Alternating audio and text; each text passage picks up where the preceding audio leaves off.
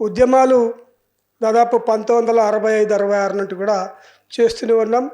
తెలంగాణ కొరకు అప్పుడు చెన్నారెడ్డి అని ఆయన కూడా చేయి చూపించిపోయాడు. ఆయన చెన్నారెడ్డి తర్వాత నెక్స్ట్ చాలా ఏళ్ళు కొట్లాడిన తర్వాత 2014-15లో మనం ఒక దొరని తెచ్చుకున్నాం.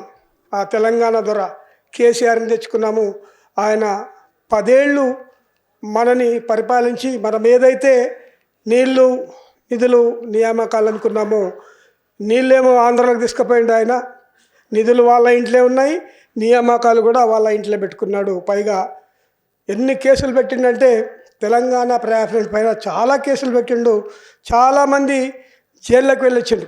తెలంగాణ విద్యార్థి వేదికని, లంగానే టీపీఎఫ్ని, చాలా సంఘాల పైన ఈ యొక్క దొర నిర్బంధం ప్రయోగించి ఇప్పటికి కూడా కేసులు నడుస్తూనే ఉన్నాయి. మరి ఈ స్టేజ్ మీద ఉన్నటువంటి కాసిం మీద కూడా కేసు ఉన్నట్లు తెలుసు. ఊపా కేసు కూడా ఉన్నది ఆయన మీద కూడా. ఇట్లా చాలామంది మా మీద అయితే చాలా నడుస్తూనే ఉన్నాయి కేసెస్.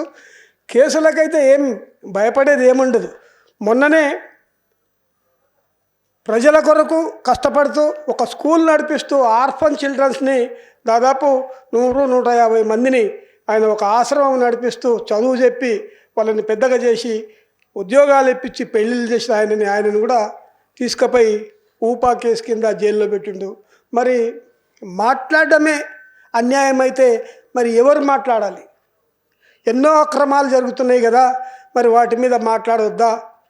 ఇప్పుడు అడవుల గురించి మాట్లాడితే అడవుల్లో సంపద ఉన్నది. ఆ సంపద గురించి మాట్లాడనిస్తలేదు. వాళ్ళని బయటికి వెళ్ళగొట్టి వీళ్ళు ఆ సంపదను దోచుకోవడానికి చేస్తున్నారు. మరి చాలామంది పైన కేసులు పెడతారు, చాలామందిని చంపుతారు. ప్రజాస్వామ్యంలో ఎట్లుంటుందంటే మన వాళ్ళని మనం చంపుకోం. మరి ఎవరో పాకిస్తాన్లో వాళ్ళు వీళ్ళు యుద్ధం చేస్తుంటే వాళ్ళని చంపవచ్చు, కానీ ఇక్కడ ఉన్న మన ప్రజల మీదనే మిలిటరీని చేసి మన వాళ్ళనే చంపడం చేస్తున్నాడు. నిజంగా ఇది చాలా బాధాకరం. మరి ప్రశ్నించే ఇప్పుడు ఈ స్టేజ్ మీద ఉన్న వాళ్ళు కూడా మరి ఎంతమంది అరెస్ట్ చేస్తారో తెలియదు. ఈరోజు పేపర్లో రాజేంద్ర బాబు చెప్తున్నాడు అన్న, ఈరోజు నాకు అర్బన్ నక్సల్స్ గురించి పేపర్లో ఇచ్చిండంటే అర్బన్ నక్సల్స్ గురించి ఎప్పుడుంటో మాట్లాడుతున్నారు వాళ్ళు. అర్బన్ నక్సల్స్ మాట్లాడే వాళ్ళు అర్బన్ నక్సల్స్ అంటే ఈ దేశంలో ఎవరు మిల్గరింగా అందరూ ఏదో పరిస్థితుల్లో అన్యాయం గురించి ప్రశ్నిస్తూనే ఉంటారు. ప్రశ్నించేవాడు అర్బన్ నక్సల్స్ అయితే జైలుకి పోదాం, ఏముంది పెద్ద, అదేం తప్పేమీ లేదు. జైలుకి పోదాం, అయినా మాట్లాడుతూనే ఉండాలి. ఇప్పుడు చూడండి, విద్యార్థులు సంక్షోభంలో ఉన్నారు, రైతులు సంక్షోభంలో ఉన్నారు, అందరూ కూడా సంక్షోభంలో ఉన్నారు. ఈ యొక్క బీజేపీ ఏం చేస్తున్నదంటే తన స్ట్రాటజీ ప్రకారము నడుపుతూ ఉన్నది.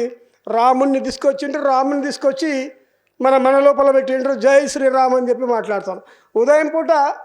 ఉదయం గ్రౌండ్కి పోతుంటాం. ఉదయం 5:30 గ్రౌండ్కి పోతే గతంలో హలో అన్న అనేటోళ్ళు ఇప్పుడు హలో అన్న అంటలేరు. వాళ్ళు ఏమంటారంటే జై శ్రీరామ్ అని చెప్పి అంటారు. మరి రాముడు ఎక్కడా, బలరాముడు ఎక్కడా, సీత ఎక్కడా ఒక్కసారి ఆలోచించండి అని చెప్పి మా గద్వాల ప్రాంతంలో జమ్లమ్మని బాగా చేస్తాం. మేము జమ్లమ్మ దగ్గర పోయి మేకలు కోసుకొని చేస్తాం. నేనేమంటున్నా జై జమ్లమ్మ అని చెప్పి మాట్లాడుతుంటాం. జమ్లమ్మ మా అమ్మ జమ్లమ్మ, ఎందుకంటే గ్రామదేవతలు. అట్లా స్టార్ట్ చేసినా కూడా వాడు ఎక్కడికి పోవాలన్నా అక్కడికి పోతున్నాడు, ఏమి చేయాలనో అది చేస్తున్నాడు, విధ్వంసం సృష్టిస్తున్నాడు. ఎక్కడ పోయినా ఇబ్బందికరమైన పరిస్థితులు అయితే చాలా తెచ్చిపెడుతున్నాడు. అయినా కూడా మనం ఏం భయపడాల్సిన అవసరం ఏం లేదు. తీసుకుపోయి జైల్లో పెడతాడు, అంతకంటే పెద్ద ఏం చేస్తాడు? చంపవచ్చు కాక తప్పకుండా మనమందరము మాట్లాడదాం. ఎందుకంటే మహిళల పైన ఎన్ని అత్యాచారాలు జరుగుతున్నాయి, మహిళల మీద చాలా అత్యాచారాలు జరుగుతున్నాయి. వాళ్ళ వాళ్ళు చేస్తే ఒక చట్టం, వేరే వాళ్ళు చేస్తే ఒక చట్టం అట్లా చట్టము పదవి ఉన్నోనికి చుట్టం లాకలా మారిపోయింది. కాబట్టి ముఖ్యంగా ఇప్పుడు విద్యార్థులు తప్పకుండా ఉద్యమాల వైపు రావాల్సిన అవసరం ఉంది. ప్రశ్నించండి విద్యార్థులారా, మీరు ప్రశ్నించండి. అదే పోరాడితే పోయేది ఏమీ లేదు, బానిస సంఖ్యలు తప్ప అని చెప్పి పెద్ద మనిషి మాట్లాడడం జరిగింది. మనం తప్పకుండా ప్రశ్నిస్తాం.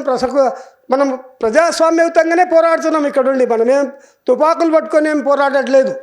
మనము ఒక సమస్యని ఎన్లైటన్ చేస్తున్నాం. అట్లా చాలా సమస్యలు ఈ సమాజంలో. ఆ యొక్క సమస్యలన్నిటి మీద కూడా మనం మాట్లాడదాం. మనం మాట్లాడితే ఇబ్బంది అయితే ఏమీ లేదు. కాబట్టి మిత్రులారా, ఇంకా చాలామంది వచ్చిండ్రు మన పెద్ద మనుషులు, వాళ్ళు కూడా చాలా విషయాలు చెప్తారు. పోతే ముఖ్యంగా కాన్సెప్ట్ ఏం కనపడుతుందంటే, రాజ్యానికి ఎవడొచ్చినా ఏలేటోడు మాత్రం ఏమవుతాడు అంటే, ఎక్కడ సంపద దొరుకుతుందో ఆ సంపదని దోచుకుంటాడు, వాడు మన మీద తిరగబడుతున్నాడు, మన మీద కేసులు పెడతారు.